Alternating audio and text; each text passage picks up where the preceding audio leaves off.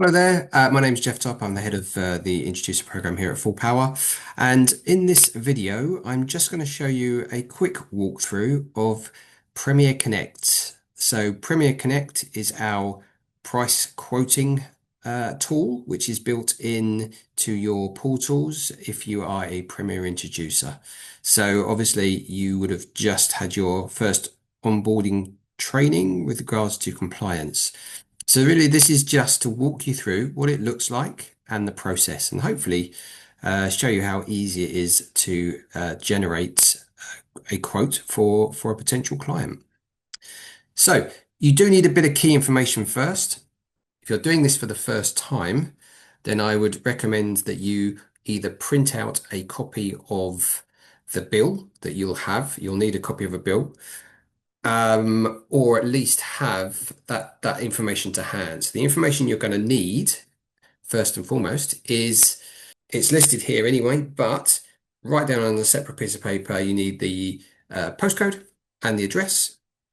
You'll need to find the MPAN. So the MPAN is the little kind of indicator symbol on a bill which tells us the meter information, the meter numbers that relate to the correct meter and the bill. You'll also need the unit rates for the current contract. So this is all explained in the guide that you will also have as well. But if you're dealing with an O3 meter, currently that will only have one unit rate associated to that meter. So that will be the same rate for day and night. If it's an O4 meter profile, then it could have anything up to a day rate, a night rate, and a weekend rate. So just to bear that in mind, you will have to input all of that information later on during the process. So just make a note of those unit rates that you've got listed on the bill, just separately so you can kind of see it quite quickly.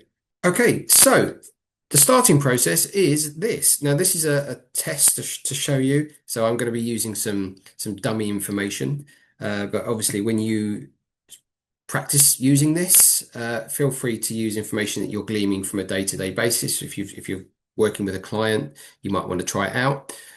Word of advice though, or warning really, if you try this with an existing lead or client that's already in your system, the system won't work.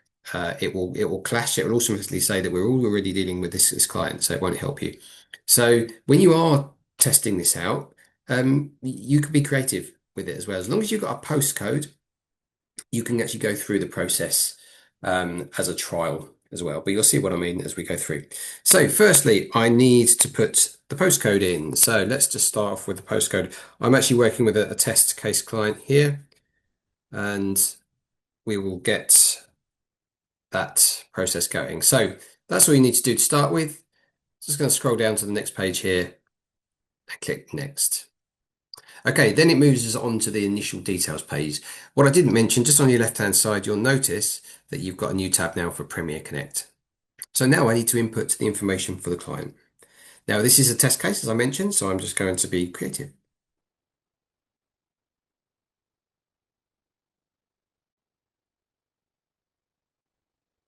When it comes to the email field, what you just need to bear in mind is that these details do obviously need to be correct if you're doing it for real, because the letter of authority that will be generated and the contract will go to the email address that you put here and to the correct person as well. So you just need to make it sure it's accurate. But obviously for testing, as I mentioned, we can be creative.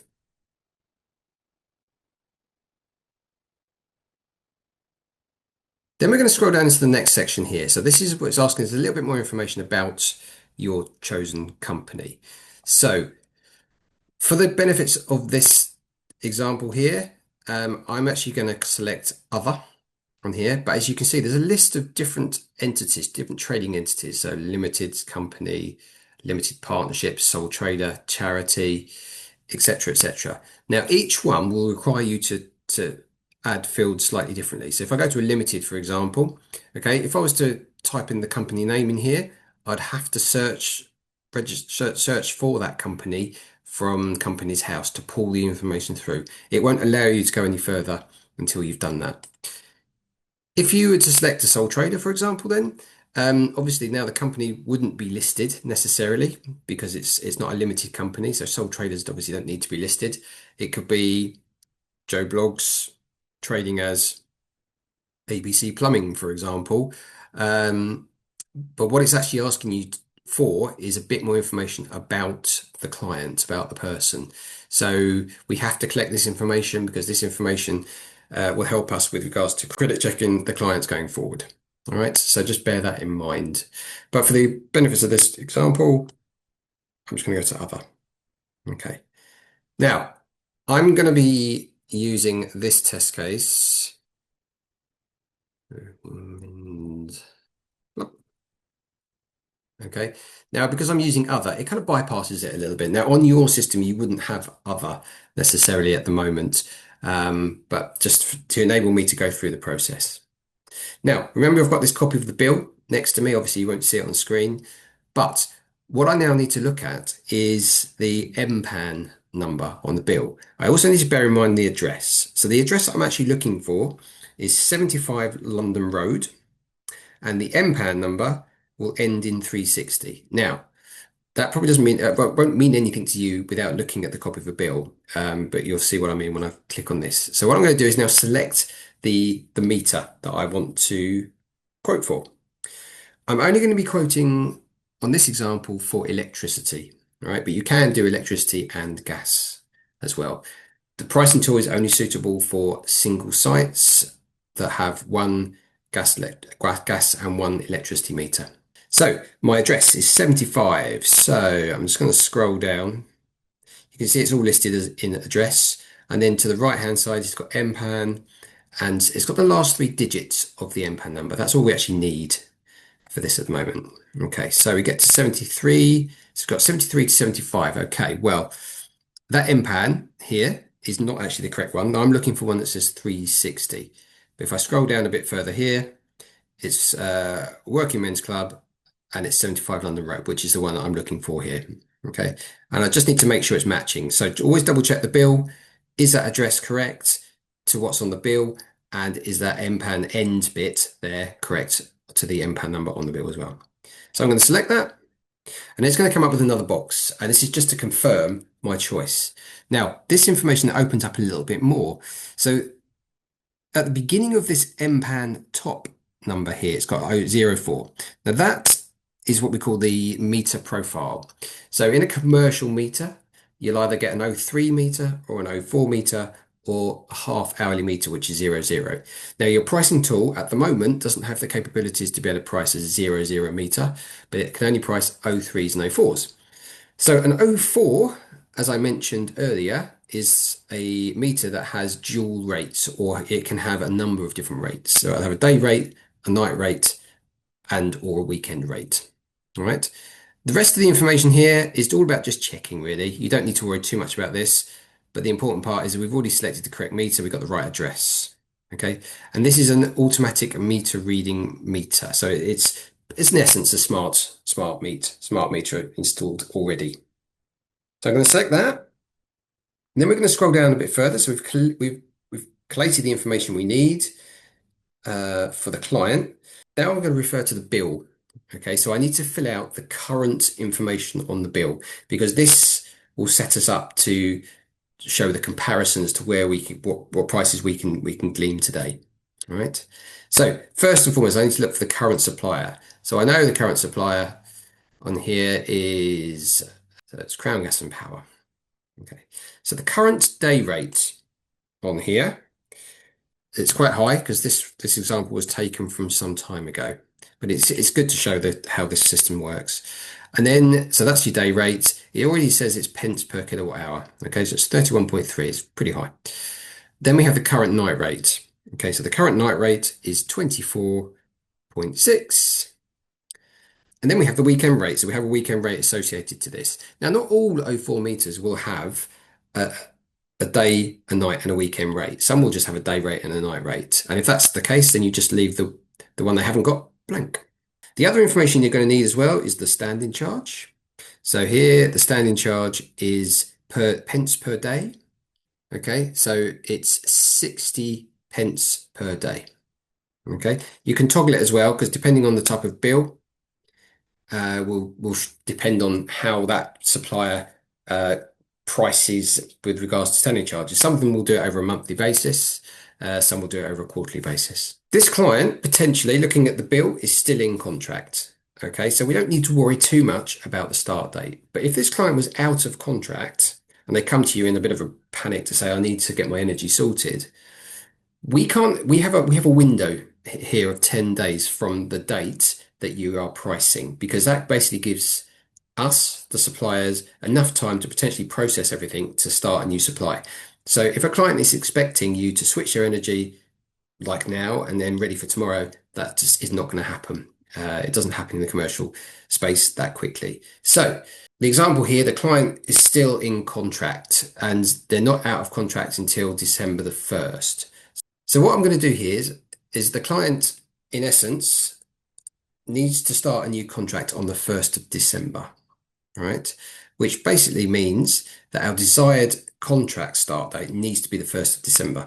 Okay, so their current contract ends the last working day of November. All right, so what I'm going to do is I'm going to make sure we've got the 1st of the 12th, 25. Okay, so that's all. We don't need to worry about anything else right now. Okay, so the last part of this, until we move on to the actual pricing stage, is that we need to attach a copy of the client's current bill. All right, that's important because we need to cross-check it when the information comes back to us, just to make sure that the information that you're inputting into the system is correct and we've got all the correct details to go with it. On the right-hand side, if you were to also be quoting for gas, you go through the same process. So earlier we selected the electricity meter. Okay. If the client's got a gas bill, the MPRN number, which is the meter point reference number, will be selected through here. So you select it in the same way you did with your electricity meter, and that will pull that information through to your quoting page. So if that was the case, then you just fill out your current supplier, your current unit rates, and there's only one unit rate with gas, then and also then the current standing charge, and again the desired start date. Once all that information is completed, we are ready to go through to the next stage. Okay, now we're into the pricing quote side of the system. Now you can see here there's a lot of information. Now, if this information can be downloaded as well and sent to your client, so they've got visibility of what you're seeing. But let's just quickly go through it. So at the moment, it's telling me that I'm only quoting for electricity. If I was quoting for gas as well, there'll be a gas tab here as well. So you could toggle between the two. It tells me the supply number. So that supply number should match up with the MPAN that's on your bill, the business name, the postcode, and their current supplier. What it's also done here is pulled through what we call the EAC and the AQ. Now the EAC is the estimated annual consumption, right, of that client based on the national database. So that's pulled the information through. So we're looking at that the usage for this client is at 34,159 kilowatts of electricity per annum. Then we're moving down to the quoting section. So what it's already done in the background here, it's gone to suppliers, got the information from the suppliers and brought it back and presents it in such a way that it makes it a little bit easier to understand. So the reason we had to fill out the current customer's details is because we needed that information as a benchmark. So you can see here the day rates, night rates, weekend, standing charge. That's the estimated annual cost for this client so far.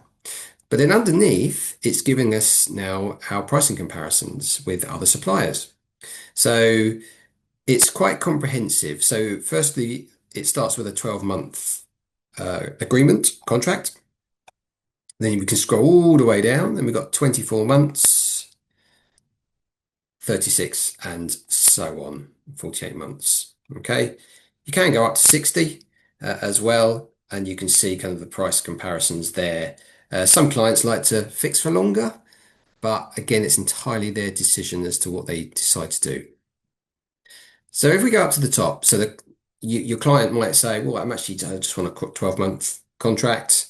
We could look at just the 12-month only. So we could look at this utilita contract here. Now, these different products are important, that you'll get used to these, you'll get used to seeing these the more you use the pricing tool. But the thing here is that uh, they are forever changing. So suppliers in the commercial sector are forever updating their products. This is a live system. So if a supplier updates their products, it will reflect on here pretty much instantaneously as well. So you don't need to worry too much about that. But if you're not 100% sure of what these products mean, basically, that's when you can speak to Keely internally. Her number is at the top here, or every page on here. So if you get stuck, give her a call. Keely and or uh, our other client services member will also help in this situation as well. But let's have a look at Utilita. So the term here is 12 months. You can see already the day rates are so much cheaper because obviously we quoted with much higher the current client, the current suppliers with higher rates. Night rate is much lower, and obviously the weekend rate as well. All right. Standing charge though is a little bit higher. All right, and that's par of the course. Generally, standing charges have increased over the last couple of years anyway. But you can also see here that the estimated difference in annual cost is reduced. So what we can safely say is that this client will save money against the term of their current contract. All right. So against their estimated bills from their current contract to their potential estimated bills going forward. Okay, so there is a reduction in their general spend on that. So once you've got that information to hand, as I say, you can download it and send to your client, or you might be with a client and they go, yeah, that's great. We're going to go with that one. Just to bear in mind, if you send this to your client, prices are only valid for a very short period of time. Traditionally, we always say they're only valid for 24 hours, but depending on what's happening in the market, which fluctuates very much on a day-to-day basis, these prices may change actually on the same day as well. So it's important for a client to make a decision very quickly because ideally we want to make sure that these prices that we're quoting now are still valid when they come back and have agreed a new contract going forward. But for this example, we're going to go with Utilita here. So I'm going to select this. Okay, and when we select, it highlights it in red, and I'm just going to press next. When it goes to the next page, this is where it's just confirming the information. All right. So if you've done your electricity quote and you've selected your electricity supplier, and say if you've got gas as well, you can also do gas and select it. It will show you the electricity supplier you've chosen, and obviously then the gas supplier underneath. All right. And it's just confirming again, just for you to reiterate and just double check that you've got the right information here. All right. Now, once that's done and you're ready to submit, a couple of different things happen now. So if I click submit, it's going to ask me, are you sure you want to submit this quote to Full Power? At this stage, this is where this information gets pushed through to us to start actioning. All right. Beforehand, nothing, it doesn't go anywhere. It stays local to your portal. So when you're testing the system out for the first time, I don't go any further than this stage because if you do, you start to trigger off a chain of events internally, which is great if you're using it as a live case. But when you're testing it, I really just want you to get up to this point so you can kind of practice using it and get used to the system, right? But as and when you're good to go live and you're using the system properly, then you can confirm this and it will go through to us. For the benefit of this, I am going to push that through to us because I can show you the next stage of the process. Okay, so we've now pushed it through to Full Power. Now, in the back end of your portals now, that will then allocate this potential client as a lead in your lead records, leads and prospect section. And it'll have a little kind of chain link to say that it was generated by Premier Connect. But where you are at the moment, what we now need to do is we need to send the letter of authority to the client. So what you would do, I won't be doing this because it is a test email and it won't go anywhere, but just to show you what the next stages are, is firstly, you just send a letter of authority. That will go directly to the email address that you inputted in the first place to your client. The client will then sign it and that will be sent directly back to us internally here at Full Power. Now, a letter of authority is very important because without that documentation, we can't act on behalf of that client. And what that basically means is that we can quote, and you've already quoted here, But if they said yes to a quote, we can't facilitate the switch. As soon as you send that letter of authority off to the client, this next box will then highlight blue. At the moment, it's grayed out because you can't send the contract, and that's done intentionally because what we don't want to do is send out a contract without sending the letter of authority first. All right. But once you've sent that letter of authority, once you press that button and it's generated and gone, this will then highlight. When you click send contract, what that's actually going to do is actually going to come to us first. And that is where our client services will kick into action. They'll check out the information you've submitted. They'll check out the credit score for the client to make sure that the suppliers are suitable for that client. And they'll just do the counter checks. All right. When they've done that, they will then send that on to your client and they'll advise you that it's been sent. And then we'll await your client to sign that contract. And remember, the contract is signed on behalf of the supply of coming from the supplier, really. So in essence, here we've just chosen Utilita as a supplier, so that the contract that will be sent to your client will be a Utilita contract for them to sign. Once that's signed, that comes then back to Full Power because it's all done by a DocuSign. And then again, our client services will check to make sure that their contract is correct, and then we'll submit it to Utilita for a lock-in. Okay. And at that point, there's a bit of a waiting game for Utilita to do their work. But once that's all confirmed, then they'll come back to us and they give us the green light, and then our client services will then liaise with you and liaise with your clients to say that it's been successful.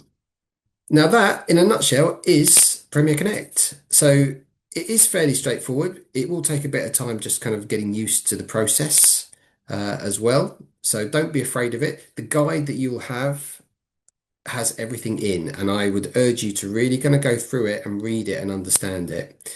What I do want to do is just go back a couple of stages to the price comparison.